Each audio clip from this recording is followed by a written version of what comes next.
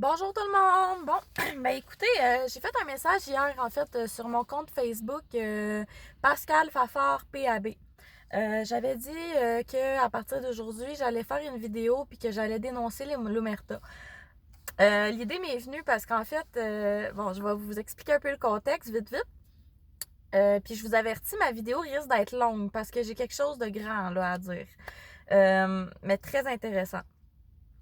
À notre manifestation au Journal des Pubs, le 18 juillet, il y a eu des discours, puis il y a des gens qui, sont venus dénoncer des choses dans leur travail dans le domaine de la santé, puis anonymement, ça n'a pas été pris en photo ni en vidéo, ça n'a pas été dit nulle part pour les protéger.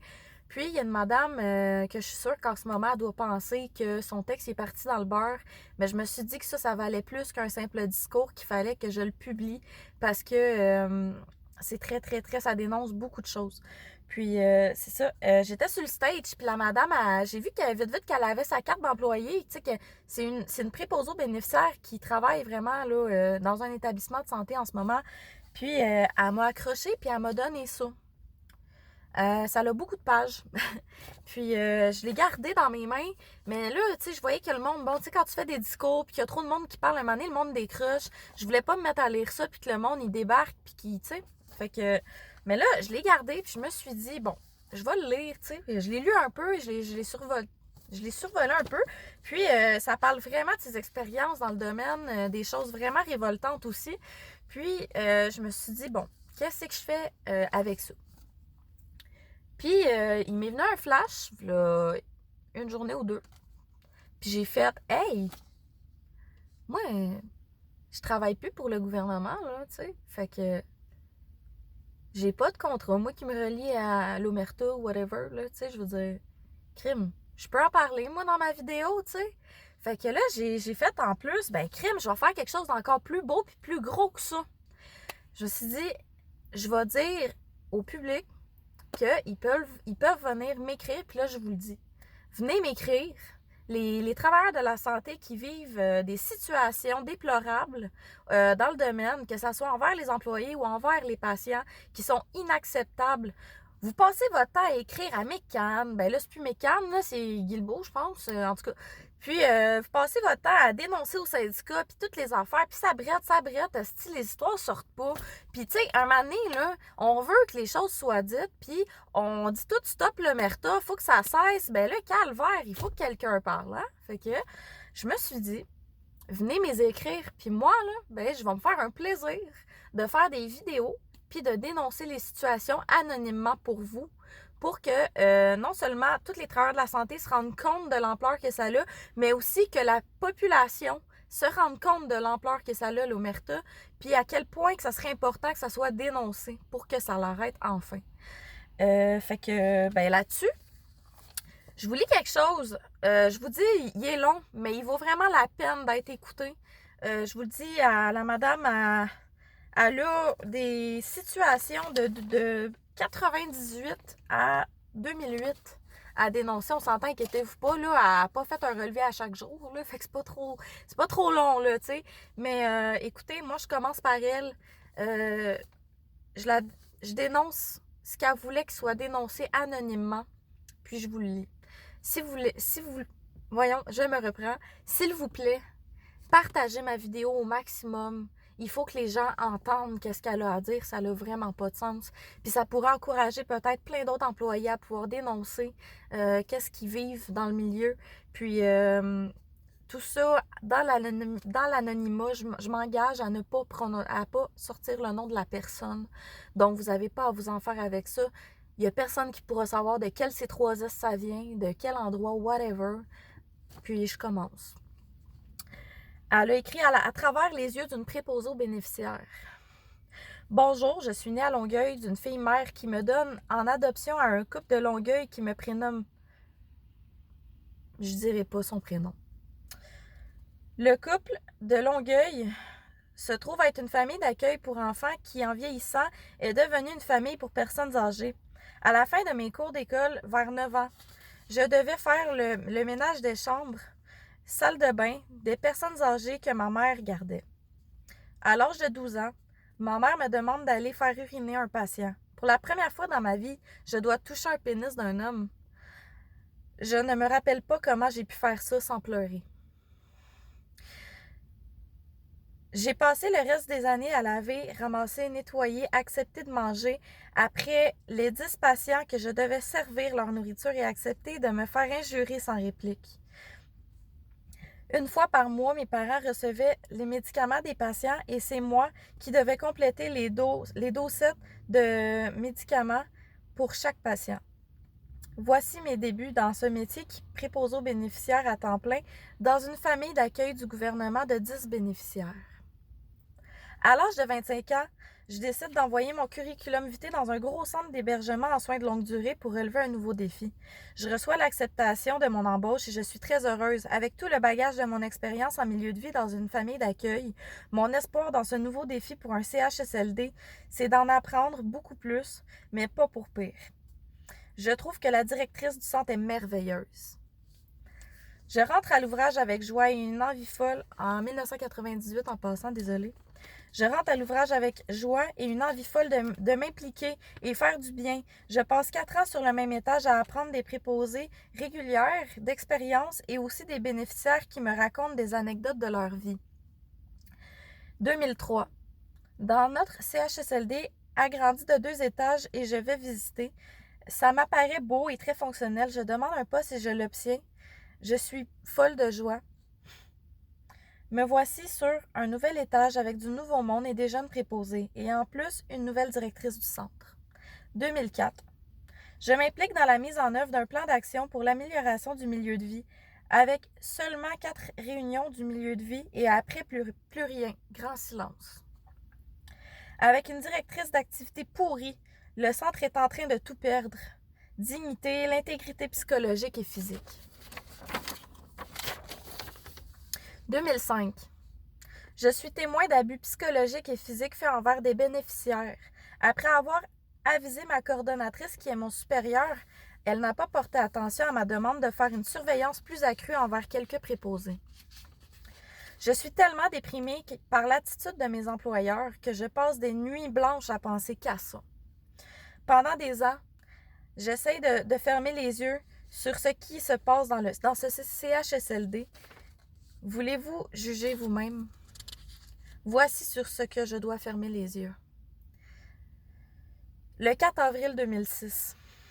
Moi et une préposée vont mettre au lit un bénéficiaire qui a une plaie aux fesses. En fermant la porte de la chambre, la préposée dit « Monsieur, écoutez-moi bien. Je vous couche, mais vous ne venez pas sonner pour vous relever dans 10 minutes. Je n'ai pas juste ça à faire. » La préposée impose donc ses propres restrictions. Toujours avec la même préposée, en couchant une résidente, sans aucun avertissement, la préposée bouscule les jambes de celle-ci pour prendre la toile qui se trouve en dessous d'elle, sans l'avertir avec force. Et la résidente la regarde et lui dit « Je t'aime pas, toi. » Et la préposée dit « Moi non plus. » Et la préposée me dit après que c'est pour cela qu'elle la brusque. Le 23 avril 2006. Nous avons un bain à donner à une résidente et à ma grande surprise, la préposée qui m'accompagne a donné le bain dans un temps record de 9 minutes pour mouiller, savonner, rincer et tout ça incluant la préparation et l'habillement. Moi, je trouve cela très dégradant pour la résidente qui n'a finalement pas pu profiter d'un agréable bain. Avec la même préposée, je vais voir une résidente qui n'a que son langage pour s'exprimer.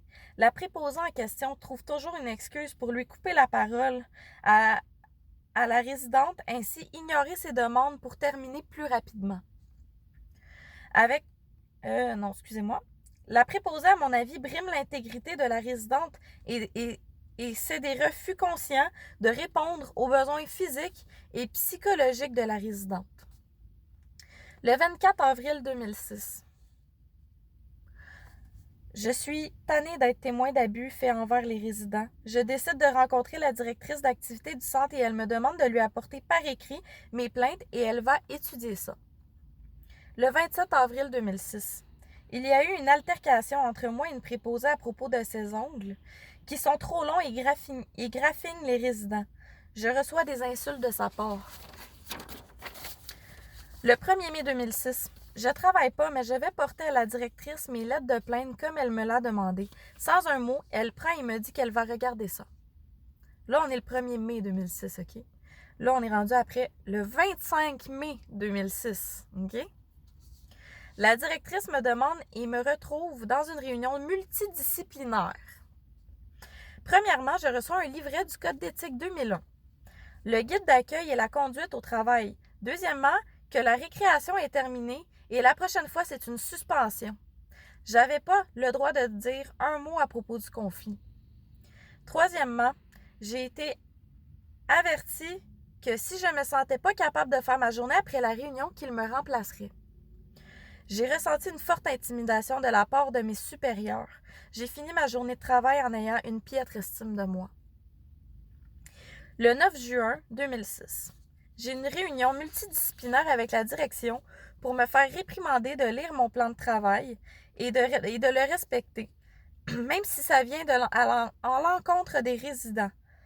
Moi, je respecte ce que la famille décide et l'infirmière décide autre chose. Il faut que je l'écoute aussi. J'ai ressenti de l'intimidation et des paroles hostiles de la part de mes supérieurs. J'ai perdu confiance en moi. Tout ça pour une soupe que la résidente voulait, mais pas l'infirmière. Le 11 juin 2006. Bonne nouvelle pour la résidente qui n'a pas droit à sa soupe. Je reçois une lettre écrite de sa fille qui, accordant la soupe à sa mère, la dame a été écoutée. Le 28 septembre 2006. J'arrive dans la cuisine de l'étage pour dîner. Une préposée a donné une soupe à la résidente qui n'avait pas le droit et l'infirmière lui enlève avec brutalité. Et il dit « Non, pas de soupe ». Je lui montre qu'elle a le droit à sa soupe. L'infirmière me répète que ce n'est pas bon et elle barre la soupe sur le menu avec un stylo. Je demande à l'infirmière de m'expliquer pourquoi elle dit encore ça. Me dit que madame a droit à sa soupe juste après le repas principal et que c'est la diététicienne qui a décidé ça. Je n'en crois pas un mot, mais j'obéis même si je suis en désaccord totalement.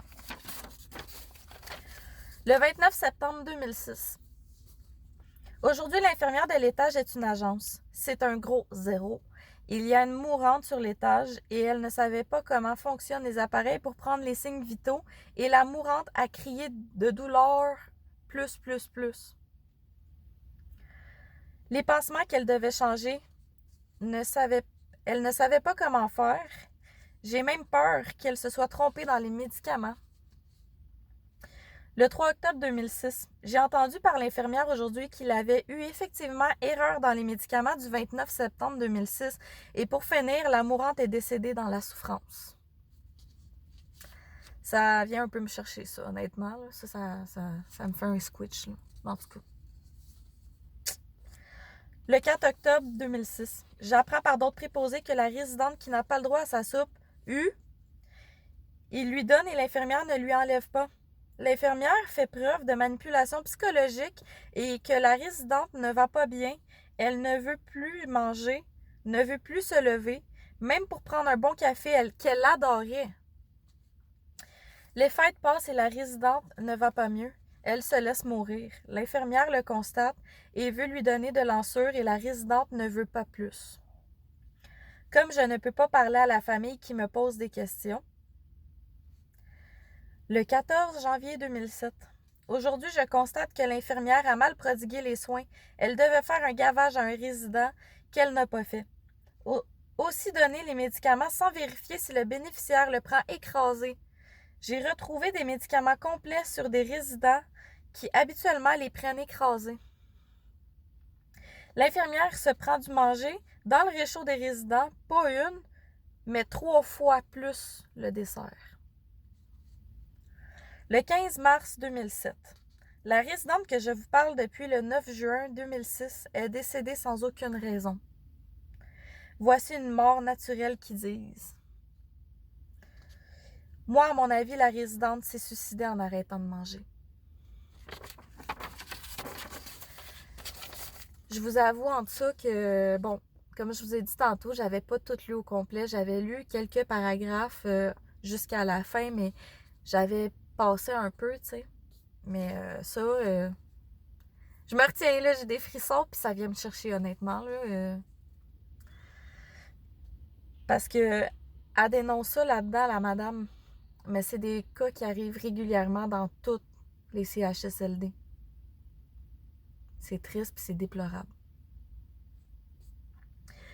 Le 27 avril 2007, je constate que je travaille de plus en plus avec des gens qui n'ont aucune formation ni expérience, avec des gens âgés, handicapés et qu'ils se prennent des repas sur le dos des résidents.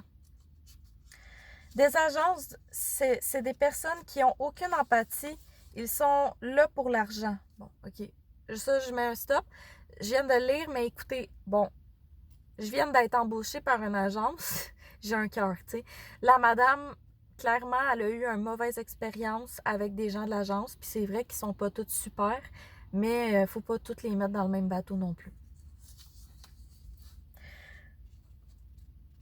Pour mon avis, il y a un gros ménage à faire dans ce centre et une réorganisation. Je me fais haïr par mes collègues parce que je parle. Mais je ne suis pas appuyée par la direction du centre. La tolérance zéro qu'elle prêche, c'est pas ce qu'elle fait. À travers mes yeux, vous allez voir qu'il y a beaucoup de problèmes dans ce CHSLD.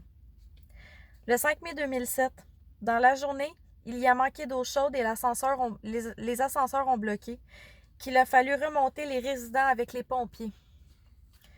Le 6 mai 2007, ça fait une journée de plus sans eau chaude.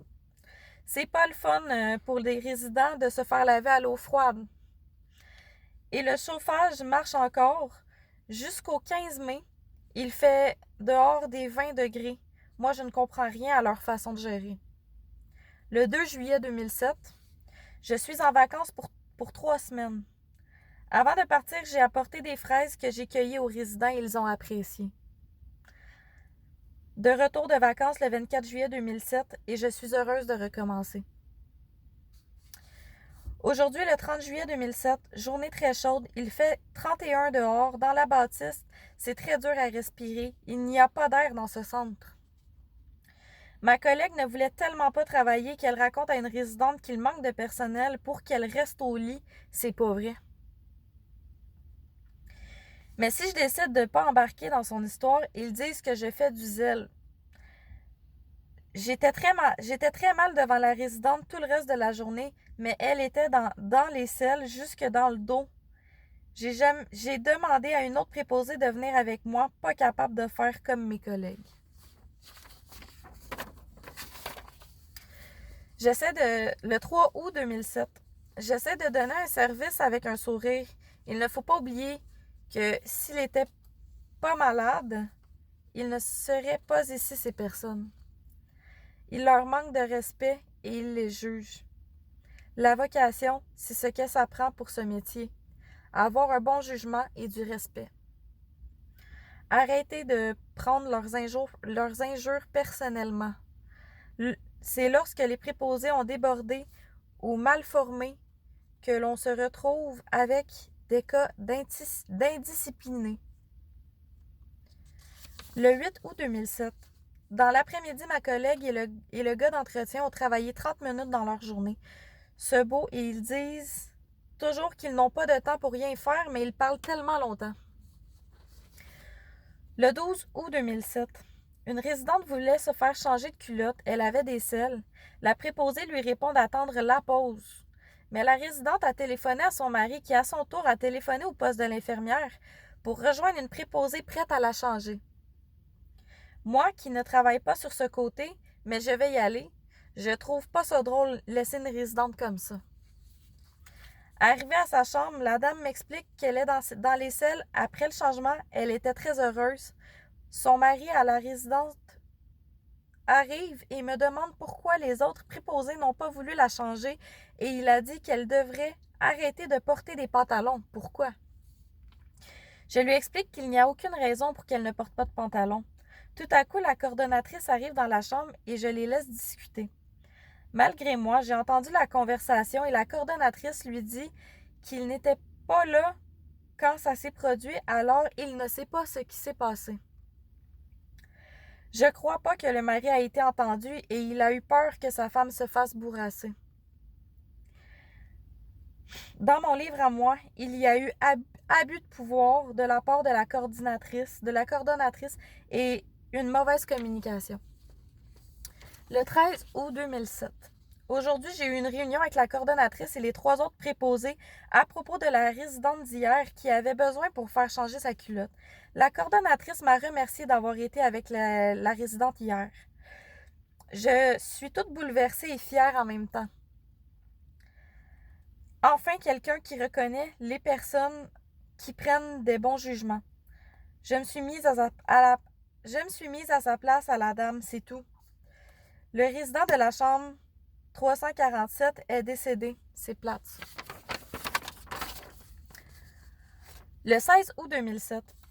Déjà une nouvelle patiente dans le 347. Dame de 98 ans, très lucide. Sa famille très présente. Ma coordonnatrice m'a encore remercié de l'aider et d'être aussi au devant des gens. Même, elle en a parlé avec la grande bosse de mes bonnes actions. Je suis très fière de moi et d'être comme je suis. J'ai donné mon nom pour suivre des cours, pour donner des formations de PDSB. Le 22 août 2007. Aujourd'hui, la dame du 358 m'a tombé dans les bras en marchant. J'ai été obligée de descendre par terre. Elle n'a rien. Une chance que j'ai fait l'amortisseur. Le 13 novembre 2007, je suis triste. Le monsieur du 338 est décédé d'une hémorragie interne et je ne peux pas l'oublier. La coordonnatrice n'a pas bien réagi d'après mon point de vue. Elle l'a même pas tourné sur le côté quand il vomissait du sang et elle n'était pas pressée d'appeler l'ambulance. Le résident a eu une mort atroce. Il a un manque de respect, de jugement, de discipline et d'empathie énorme à cette place. Le 9 février 2008, depuis la nouvelle année, je trouve qu'il y a beaucoup plus d'agences qui remplacent les préposés. Aujourd'hui, agence, il y a un nom, puis je ne le dirai pas non plus, avec qui je travaille, s'est pris un gros déjeuner et un gros dîner sur l'étage. Je fais un double aux 2A de soir. J'ai vu 3 préposés qui mangent sur l'étage et en soirée, ils se sont aperçus que des patients étaient restés dans leur chambre sans avoir mangé. Ils ne lavent pas les dessous de bras. Ils disent que l'on leur fait le matin. Le 10 février 2008, encore avec la même agence, qui mange sur l'étage, aucune empathie, aucun respect. Le 11 février 2008, toujours avec des agences. Le 14 février 2008, je travaille avec une autre agence. Je retrouve la résidente du 343 par terre et je me blesse la main droite. Le rapport le 16 avril 2008. Le rapport du matin m'informe que la résidente du 355 a une pneumonie, 91 ans, et il faut faire un rapport d'accident parce que l'infirmière d'hier soir n'a pas donné cet antibiotique. Mais l'infirmière a signé dans le registre, comme si cela était fait. Ouais. Eh bien. Le 8 mai 2008. Je rentre au travail avec le sourire jusqu'à ce qu'ils me disent qu'il y a eu un autre décès sur mon étage. Depuis les fêtes, environ 15 résidents sont décédés et plus, c'est énorme. Je travaille toujours avec la moitié d'aide, 2 agences, depuis un mois et je vous dis que c'est déprimant de repasser en arrière des agences pour s'assurer qu'il n'y a pas de danger. Ils ne sont pas autonomes, ils disent que c'est pas leur employeur. Aujourd'hui, les agences, il y a 2 agences. Plus tard, je fais ma tournée visuelle et le 338 se retrouve à moitié habillé, pas de pantalon, juste une couverture sur les jambes. Je trouve ça très dégradant pour le résident. Le résident du 335 était très mal installé dans son fauteuil. Il n'avait même pas remonté ses côtés de chaise. La résidente du 337, les 2 agences ont changé la culotte avec la fenêtre toute grande ouverte. Je sentais l'air passer en bas de la porte de la chambre voisine 336 qu'ils n'ont pas couché. Le résident du 361 n'avait pas ses appareils auditifs et ses lunettes. La résidente du 341 m'a demandé de l'aider. Son rectum est mal essuyé, ça tache ses draps et elle dit que les agences ne font pas le bon ouvrage. On a une résidente qui a l'assez difficile, mais est-ce que les agences savent les moyens de protection? C'est très important une bonne hygiène dans notre métier. Même si on oriente les agences, il n'y a aucun résultat. Leur devise est le moindre effort. Ils ne veulent même pas travailler ensemble. Le 9 mai 2008, le centre chauffe encore. Aujourd'hui, on avait les mêmes agences qui hier et ils ont fait les mêmes erreurs. J'ai vu l'infirmière en chef Diane. Je vais m'arrêter là, j'en ai déjà trop dit. Spécialiste des plaies. Je lui mentionne qu'avec des agences, il va avoir plus de plaies et des risques de blessures d'épuisement. Je voulais voir sa vision de ce qu'elle voit et elle me dit qu'il faut toujours être avec eux et que c'est ça la privatisation que l'on doit faire. Quelle réponse? Elle se ferme les yeux sur ce qui se passe ici. Mes supérieurs n'ont aucune empathie. Pour n'avoir moins à gérer, il fait appel à des agences sans formation et que le langage reste presque nul. Ça parle un peu français, mais pour comprendre que ce que les résidents veulent, ça c'est d'autres c'est son autre problème, j'imagine qu'elle a dû dire en fait. La direction ne fait aucune inspection de la qualité des services rendus par les agences. C'est les résidents qui subissent la dure réalité d'être diminués de leurs moyens. Ils sont beaucoup plus à risque de se faire voler des objets, de l'argent, du manger et même, j'ai vu, du linge et plus. Avec des agences dans les centres, vous avez des risques de retrouver une préposée avec un manque flagrant de formation. Ce n'est pas une question... Oui, parce que ce qu'elle va dire là, OK, ce n'est pas une question de racisme, mais de gros bon sens. Pensez-y, ça sera votre tour un jour. Ce qu'elle veut dire par là, c'est que dans les agences, souvent, on retrouve beaucoup d'ethnies, plus que des Québécois, Caucasiens, mettons, comme moi. Puis, tu sais, je suis aucunement raciste, là. Écoutez, moi, j'adore la culture de tout le monde, là. Puis, mais à l'a pas tort, c'est pas nécessairement, ça n'a aucun rapport envers l'ethnie de la personne, mais il y a des gens, des fois, qui sont engagés, ils ont de la misère à comprendre le français puis à le parler.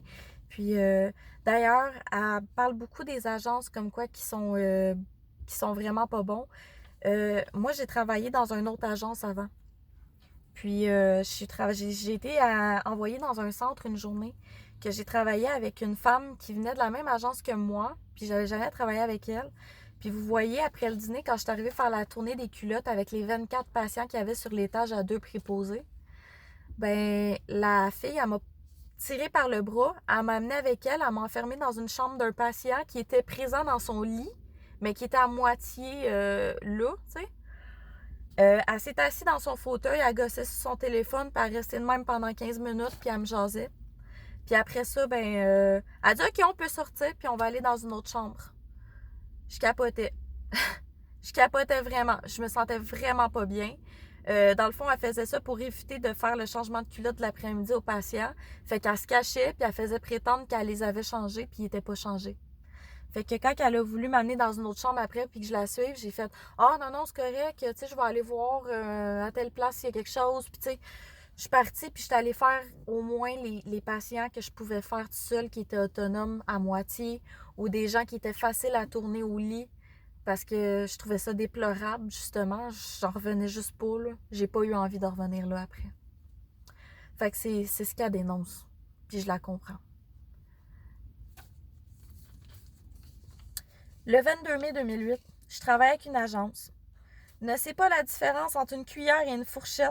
Vous imaginez ma journée. Il y a le résident de la chambre 336 qui était dans les selles jusqu'au cou. En plus, il est raide. Avec l'agence qui regardait ses mains et le linge mouillé, on n'avançait pas. Moi, je devais forcer énormément pour maintenir le résident, pour qu'il ne se mette pas dans des selles dans le visage, et l'agence ne se pressait pas, elle. Je me blesse au dos à force de maintenir le résident. Si j'aurais travaillé avec une régulière, je me serais sûrement pas blessée. Le 30 mai 2008, je rentre au travail. J'apprends qu'hier, mon collègue qui est comme mon père, est tombé raide mort au travail devant tout le monde en plein milieu. Cri du cœur. Je suis sur le choc. Mon ami depuis presque 20 ans est décédé. Il était un homme de 59 ans, gardien à mon travail depuis 28 ans, était aimé de tout le monde, avait grand cœur et était très bon raconteur. Je m'ennuyais pas avec lui en pause. Il prenait sa retraite dans 3 mois. Le travail a eu sa peau, ça me fait chier. Le 2 juin 2008, aujourd'hui les funérailles à mon ami, je ne rentre pas au travail, il a droit à sa journée. 13 heures à l'église Notre-Dame des Sept Douleurs à Saint-Hubert. C'est son beau-père qui a construit le centre où nous travaillons. À l'église, il y avait au moins la directrice du centre avec une quinzaine de collègues de partout dans le centre. D'après moi, la direction aurait pu prendre l'autobus avec des résidents. Ça aurait été tout en son honneur. Tout en leur honneur, en fait. Désolée. Je me suis aperçue que l'on vaut rien à leurs yeux. Ce centre a aucun respect pour qui que ce soit. J'ai terminé. Je tiens à dire à la madame qui a écrit ça, merci beaucoup. Je trouve que ça dénonce énormément de choses. Puis, juste dans ce centre, mais dites-vous, pour les gens qui ne le savent pas, des situations comme ça arrive à tous les jours dans tous les centres. C'est pourquoi qu'on dit stop à l'omerta. C'est pour ça qu'on demande de dénoncer. Parce que ça fait, regardez, elle, c'est depuis 98, ça n'a pas changé aujourd'hui. Puis on est en 2020. Je vous dis ça, puis j'ai le cœur gros un peu, puis j'ai les yeux pleins d'eau, puis je vous cacherai pas que ça me donne envie de pleurer. Parce que c'est vrai que les préposés aux bénéficiaires, puis beaucoup de travailleurs de la santé, autres que les préposés aux bénéficiaires, ils se maganent la santé, ils se maganent le physique parce qu'ils ont du cœur pour des gens. Puis c'est fâchant de voir qu'il y a des gens qui font pas d'efforts, puis qui font presque rien, puis qui, tu sais, ça n'a pas d'allure. Parce qu'il y a des gens qui finissent leur métier, ils sont massacrés. En tout cas. Puis effectivement, on se sent après ça comme si on vaut rien aux yeux du gouvernement. Puis comme ça, on se sent comme rien aux yeux de notre propre employeur. Fait que là-dessus, je vous laisse réfléchir à ça. Puis pour les gens qui ont des situations déplorables, écrivez-moi dans mon compte Pascal Fafard-Pab. Merci. Bonne journée.